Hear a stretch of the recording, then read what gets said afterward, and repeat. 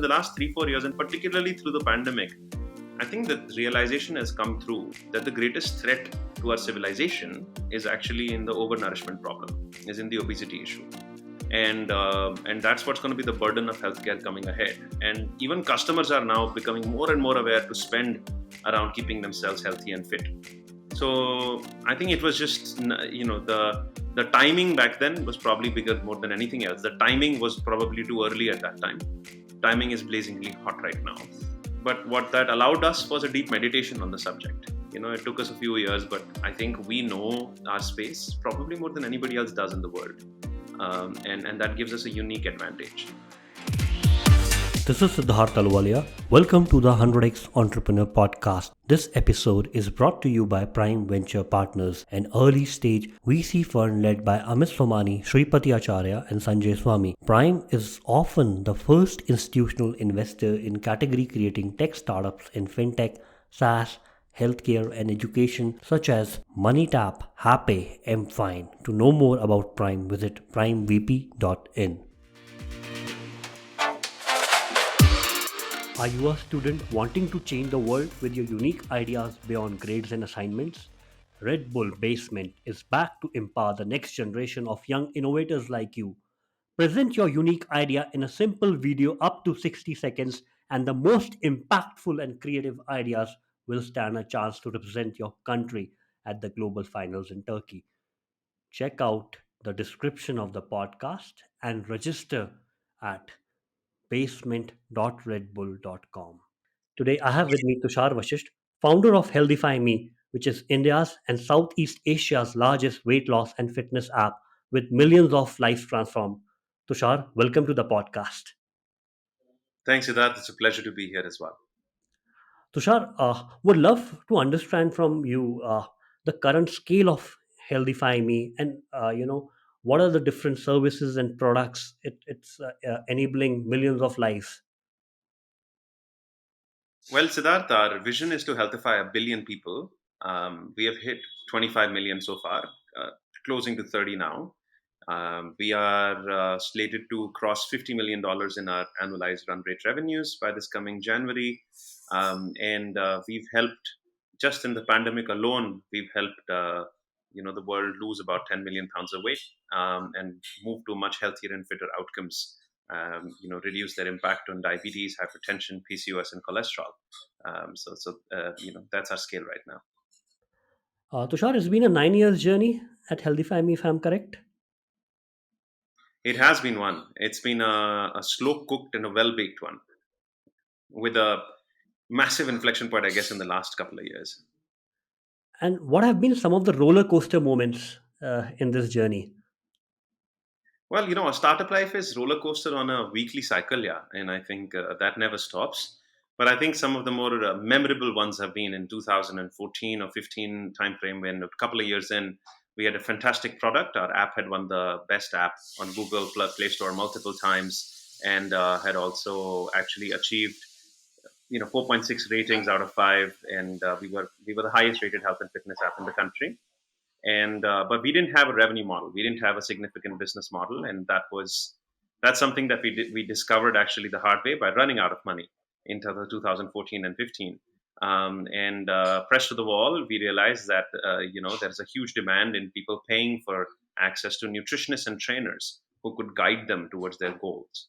And therefore this amazing symphony of data and human services started in our company.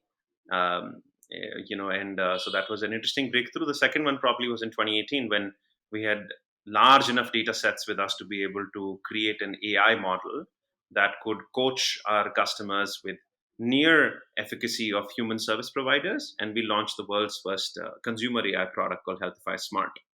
Now, it was launched as a pilot, but it suddenly took on a life of its own. It cannibalized our own high-cost nutritionist and trainer services, and it took us a while to kind of get that symphony in order, and then finally it ended up being a fantastic synergetic upgrade tool for us as well. So eventually forged what Healthify is today. So it's been that's been a very interesting road which self-innovated itself and was serendipitous in nature. And were there any moments that you said, I might need to change what I'm building, or I need to like, take a break from entrepreneurship because the situation or circumstances went out of hand in these last nine I years? think challenge has always been very exciting and thrilling. I think challenge brings in adrenaline and excitement, and I think of it like a video game, right? Like Yeah. in as children, we used to play those video games where you go and suddenly a crocodile will come, and then a monkey will come, and then you find some fruits, and it's like Mario or something, and Mm. that's what it help what running a startup is. So that part is actually pretty exciting. I think I do get I've there have been times when I've gotten bored of what I do, where I felt the challenge was not exciting enough, especially coming hot off a very crazy, challenging situation, and then winning that. It gives you very high levels of Yeah. excitement and thrill. And then there are moments of lull, and that's the time when you feel like, hey, you feel like giving up at times, and maybe there are other pursuits you want to take on. But I think what I've done an excellent job, if I may say so myself, is that usually I go on and create an even bigger challenge and a massive opportunity. So when I feel bored, when I'm feeling low, when I'm like, I'm not sure, Mazani Ara types is when I know something's around the corner that's gonna get me hot and off and running. And I've pulled that off, I think, almost every 18 months. So it's like a year and a half cycle. I think my family knows about it too. So you reinvent yourself like every 18 months I would as a like to founder. believe so. Matlab, people, I would like to believe that I find my own, I paint my own target and then I go ram my own horns against it. And I think I absolutely love doing that. I hope I continue to do that. Keep finding purpose.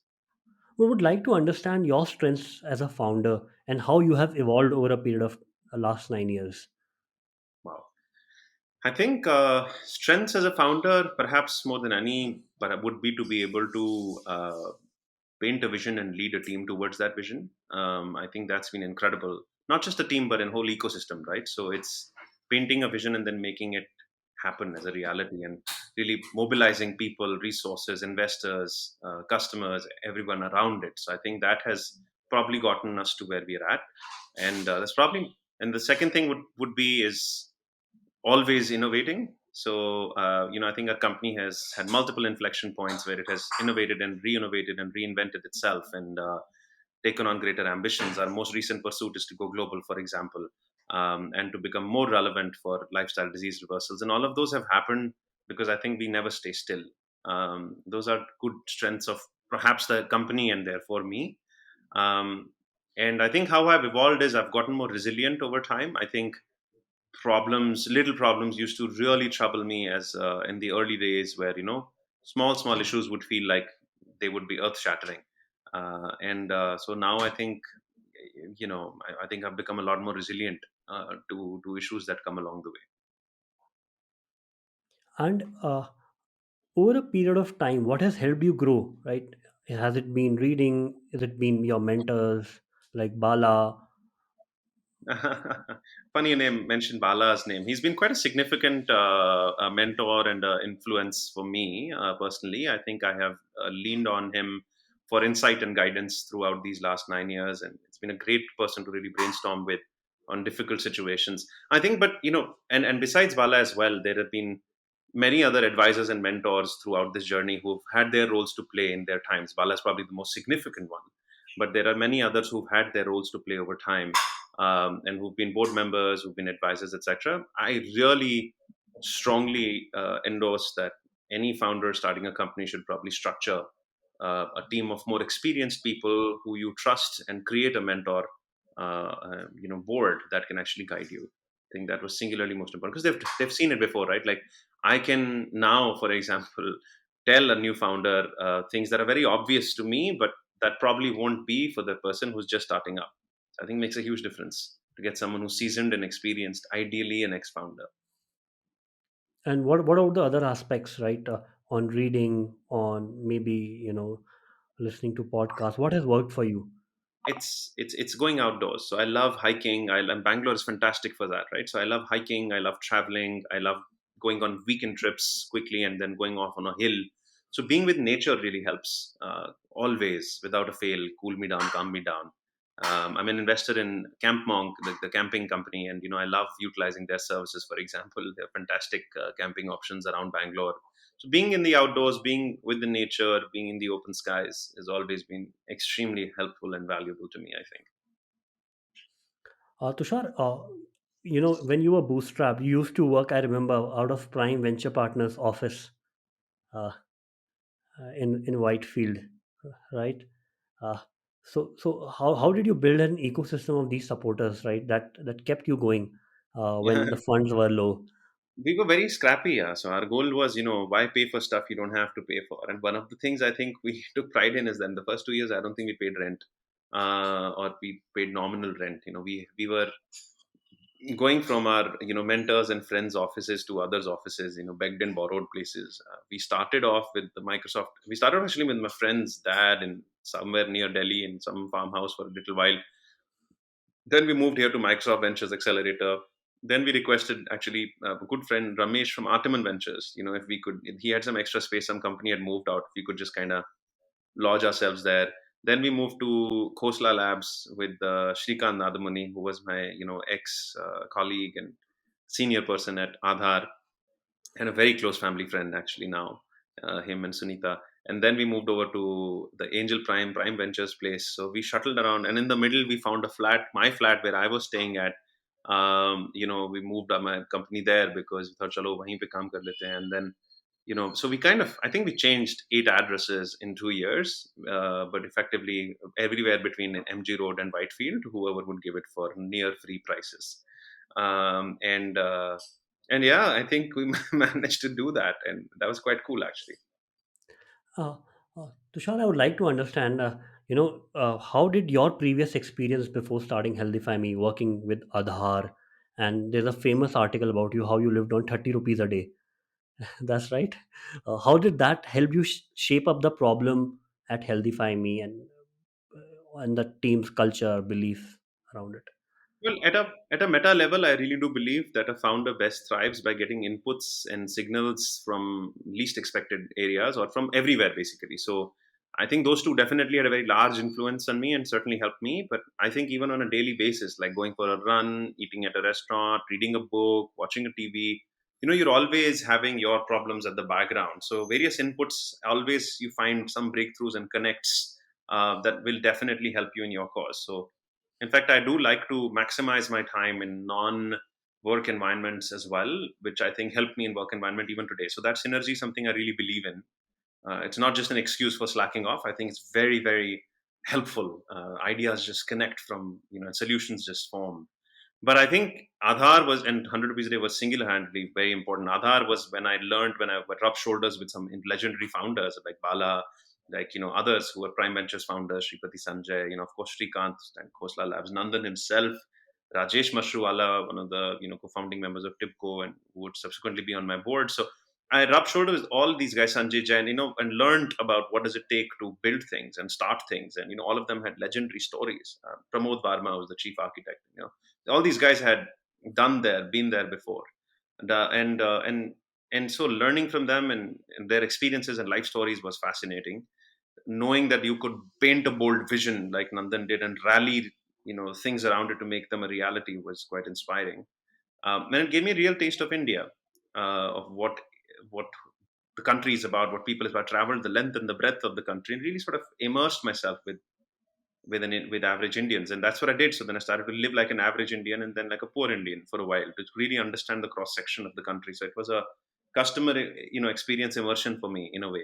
But on a personal level, I gained a lot of weight when I was at Aadhaar. All these Martha Lee didn't have many food options that were healthy, and we were working and eating all the time. Didn't have time to work out. Didn't know Indian foods. So I realized that if I can get 20 kgs in 2 years, this is a huge problem. And I realized it was. I mean, the world had doubled in obesity between 2000 and 2015, and now it's tripled to 3 billion people by 2030. And sort of self experience the problem. And then I lost that weight also. So I realized that there is a science to how you can go about losing weight, how you drive behavior change. I understand what you eat and therefore eat better. And that got accelerated at the 100 rupees a day experiment because I was trying to count what calories was in my food that I was eating at 100 rupees a day, and there were no tools. So I built the first version sitting in Kerala in a farmer's hut on the Excel. My co-founder literally typing away calorie values. So so that's where Healthify was born. I still remember, right, early 2015 kind of time frame. That HealthifyMe calorie tracker was, I think, one of the most popular and viral tools in healthcare, where people going to gym used to track their calories for, and you had, I believe, still have the largest database of Indian foods, and now Southeast Asian foods and other foods, around the world. Yeah, look, I think we introduced calorie counting to this part of the world, and we certainly are the number one in that space even now. And now we're expanding it to other parts of the world where it doesn't exist today properly.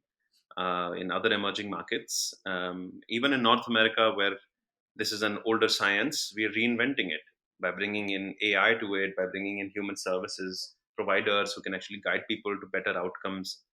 Today we have a Today we have probably the most efficient health and fitness tool in the world, with a combination of human service, AI, calorie counting, all at play. And but yeah, it was certainly we made this happen in this country for sure. And early on, you raised funds from Bloom, a lot of angels like Pallav Nandani, and then Inventus. What have been some of the hurdles before investors understood this space in raising funds? Yeah, the biggest thing was, I think at that time the concern used to be, will people pay for this service? Will there be a large TAM, etc. Right? Because we were pre-revenues, so I think for the long before we had revenues, it was very hard. So we took a 1 crore angel check from some guys who are frankly who were willing to bet on my track record and whatever I had done at Aadhaar. So most of Yeah. them were Aadhaar people only. And then my after my first angel round, the seed round, which happened also, was just at the breakthrough of some elements of revenue. But again, I think it was kind of combined. Many of the names you mentioned was with with what we could do with the company and the vision that we had. But it needed a lot of hustling back then. Startups weren't getting funded like they are right now. Access to capital was still limited, and this was an unproven space in India. We were not trying to. There was no easy benchmark for us in the US as well. We couldn't say we're trying to be Uber of India or Amazon of India. We had to. What we were doing was fairly first principles.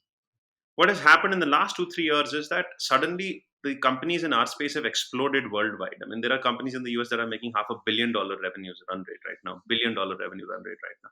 There is us as well who are suddenly surging to 50 million run rate. These are real consumers paying, right? So in the last 3 4 years, and particularly through the pandemic, I think the realization has come through that the greatest threat to our civilization is actually in the overnourishment problem, is in the obesity issue, and that's what's going to be the burden of healthcare coming ahead. And even customers are now becoming more and more aware to spend around keeping themselves healthy and fit. So I think it was just the timing back then was probably bigger more than anything else. The timing was probably too early at that time. Timing is blazingly hot right now. But what that allowed us was a deep meditation on the subject. It took us a few years, but I think we know our space probably more than anybody else does in the world, and that gives us a unique advantage.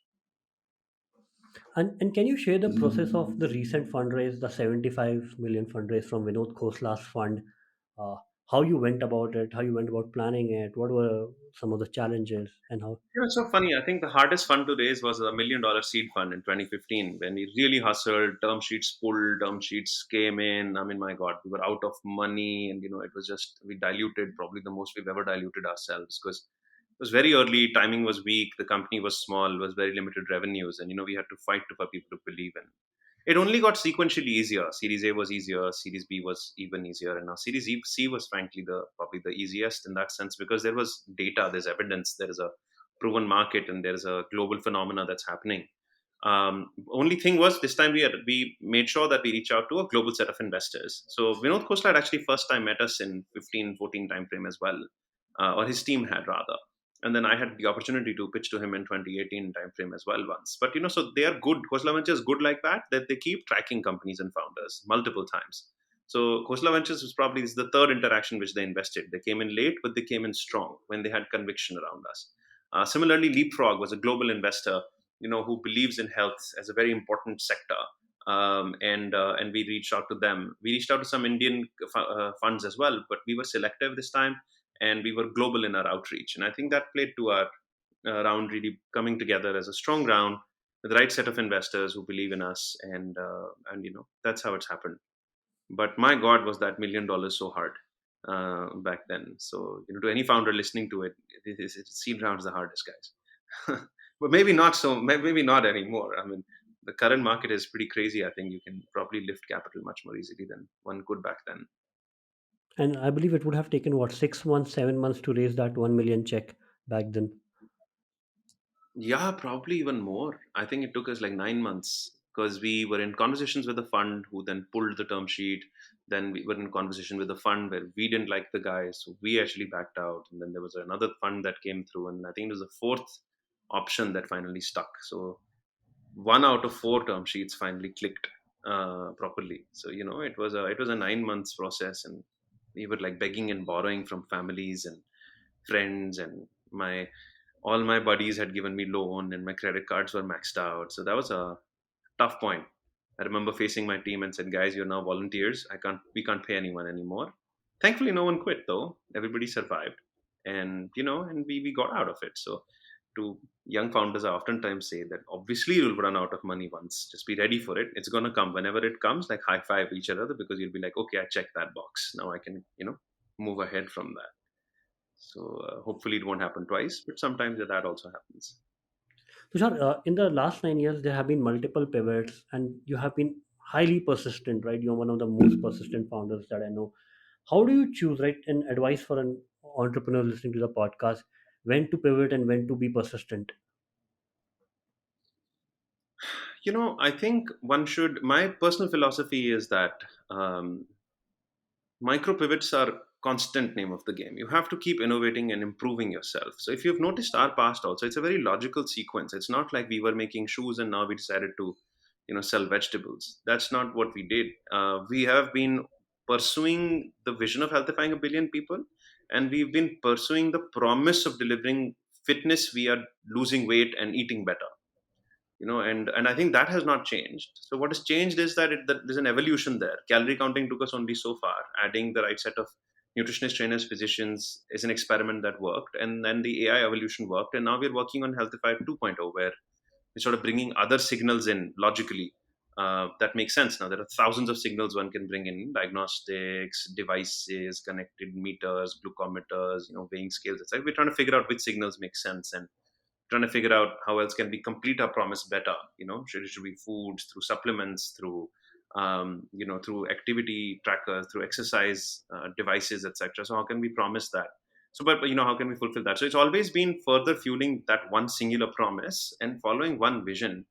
So I don't think we've pivoted in our vision and our customer promise, but we've clearly pivoted in micro pivots and innovated to make our business better and to make our solution more accessible, make it more affordable, make it more impactful. So I think my advice would be is stay persistent in your vision and your goal, and your customer promise, but be fluid about your approach and feel free to experiment always, continuously. So 80/20, 80% on the current and 20% trying to find something that is better, can potentially be even disruptive to your own game.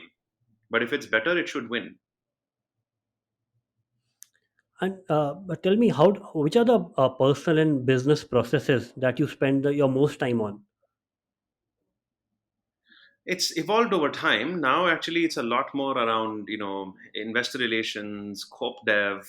That kind of work takes up most of my time, and I think probably international expansion, new initiatives. So basically, new initiatives, international investor relations, corp dev is now taking up most sizable amount of time. But I think the evolution was that, first the first thing to give on to others was probably marketing, finance, business roles. I think I continued the product helm for the longest time, and then finally I gave off the product helm as well. But then I still continued running product operations, marketing, finance, all these units more independently. Now I've managed to consolidate many of them. We've got some phenomenal leaders, people like Anjan, who's our chief business officer, and others in the team who are really sort of driving a fantastic work in the company. And I've managed to have the privilege to now pursue the bleeding edge area of certain businesses, more experimental in nature or more expansion focused in nature, as well as focus on making sure we are taking the right strategic calls. And so yeah, that's been my journey in these 10 years.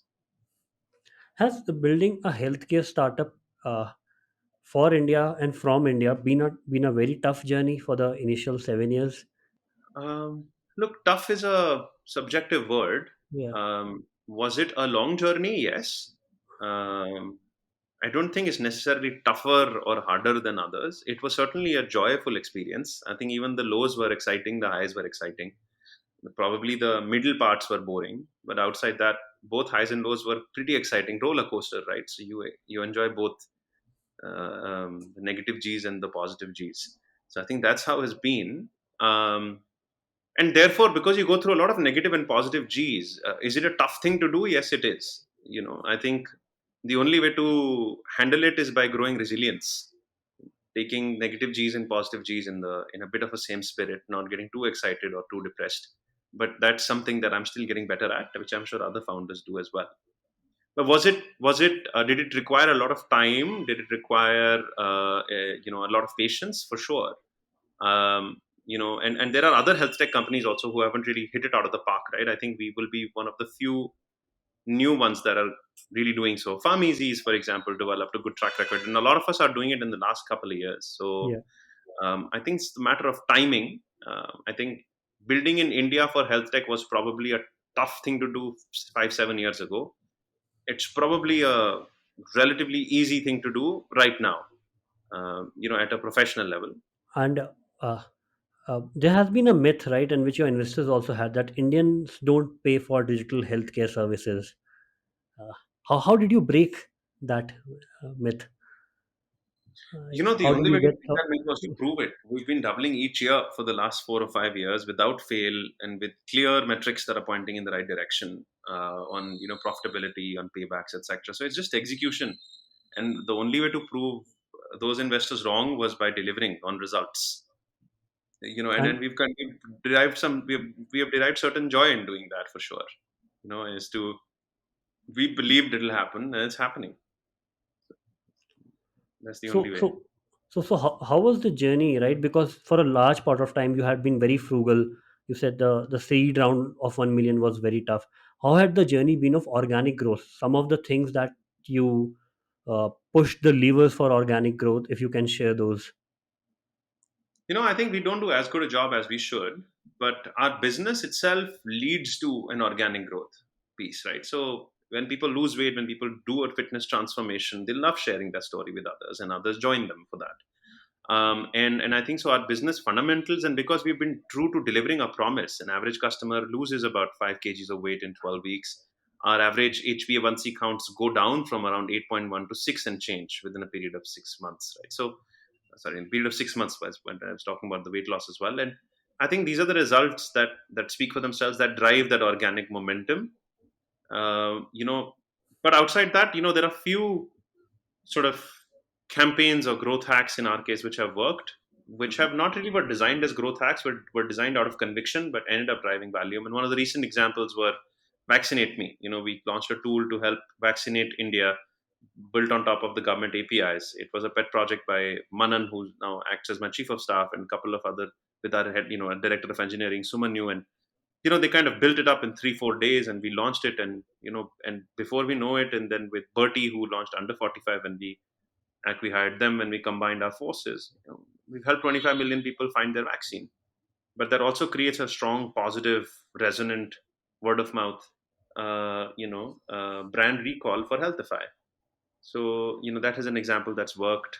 And there are several others like this that we've accomplished through the years, which are basically how can we help? And we've always been the guys who I think we've always turned to our customers and asked the question, how can we help? And with technology we found answers, and that has helped accelerate our brand, And particularly in health. How can we help? and you said, the initial part was to prove that getting paying customers, and you have doubled every year for the last 4 to 5 years. How did you get your first 1,000 paying customers? uh, It was hustle and selling. So first few thousand paying customers. I remember I was making calls to some of our customers who had demonstrated high intent, and trying to convince them about our services. So it was initially sales led. and with me being the sales guy and a few people around me being the salespeople. And then we started to see that free trials work really well. Like the problem is that unless we get people to experience what we are offering, people didn't understand it. So free trials was the model that really sort of emerged for us as a way to move the levers. And then targets really helped internally by, I think, by keeping specific revenue goals and targets for us. So it's not happen naturally that we are doubling every year. It's also because we set that goal. I think every January we kind of know what we are doing for the next January, and the whole year prepares itself for that and develops enough redundancies. And we call it orbit changing. There's an entire culture around it. Like if you come and talk to anybody in the company right now, for example, literally anyone in the firm, they'll be telling you about how we are achieving our coming January's goal and what they are doing to contribute towards that. So there's a very clear, crisp alignment towards doubling each year, which is almost a mandatory. Like we genuinely believe that skies will fall on our head if we don't do it. I do, and I know that the team does too. So that rabid pursuit has also been helpful. And how do you bring this clarity, right, as a founder for the whole team? Because there are many moving metrics, Well, many moving I think things. you take your best call, but I think we've seen that it's working for us. No? So you make a decision and then it works for you. So we know that by driving a doubling each year growth pursuit, it's been valuable for us to get to where we are at, and we know that if we continue to do so, we'll be rewarded for it and we'll continue to grow further. So everybody's aligned because there is some history here and there is proof. For the first year, I remember it was just keeping an audacious goal. First year, it was triple. I remember we were doing 25 lakhs a month, and it was, I think, December. I'm trying to remember, but I would like to say it was December 15, or it could be December 16. December 16. It was December 16 or November 16, or no, I think it was October 16. We were doing 25 lakhs a month, and we went to an offsite, and we said, guys, we need to focus on this coming January has to be $100,000 a month, and that was an audacious goal to go from 25 lakh to 67 lakhs. Dollar rate was 67, and people loved that challenge, and we delivered 67 lakhs exactly that January. So sometimes keeping a stake in the ground that's big and high has a way of rallying people around it. Our new war cry is healthify a billion people. I'll tell you in 5 years if we achieve it. No, definitely. Your aggression, your vision is clearly headed in this direction, right? So by the time I think we speak again in 4 to 5 years, Healthify would be generating our revenue of $1 billion That's or also a more. goal. I think healthify a billion people is now the first goal, and that is the second. Thank you so much, Tushar. It's been wonderful conversation, sharing your the low part of your journey, how you have hustled through the 9 long years, and how you have achieved what you have achieved, right? To founders, it's not Rome was not built in one day, and Healthify is definitely, it took a lot of vision, a lot of initial steps of building the entire ecosystem from you and your team, which we are seeing the results now. Thank you, Siddharth. It's a pleasure as well. Parting thoughts for anybody who's building or working on a startup is, just be very proud of yourself. It's a very hutke thing you're doing, and still is to an extent. It requires guts. The other thing I would say is enjoy the journey because it might be a long one, and it's very important to enjoy it. Things that you don't snooze on things that you like doing. Take your time, even if you are not working but doing other things. They're probably going to connect and help you. My greatest breakthroughs have come outside office, in balconies with friends, while hiking somewhere, while being in offsites. So I would highly encourage, in fact, taking time out and pursuing personal passions as well as work passions, and keep yourself balanced. It's going to be a marathon, and is to really enjoy, especially the lows, and kind of think of them as also as a fun part of the roller coaster, and the highs, and I think that's the only thought I'd love to share with anyone who's listening. But outside that, it's been an absolute pleasure, and hopefully we'll speak sooner than when we would have already healthified a billion. Yeah. So thanks for having me.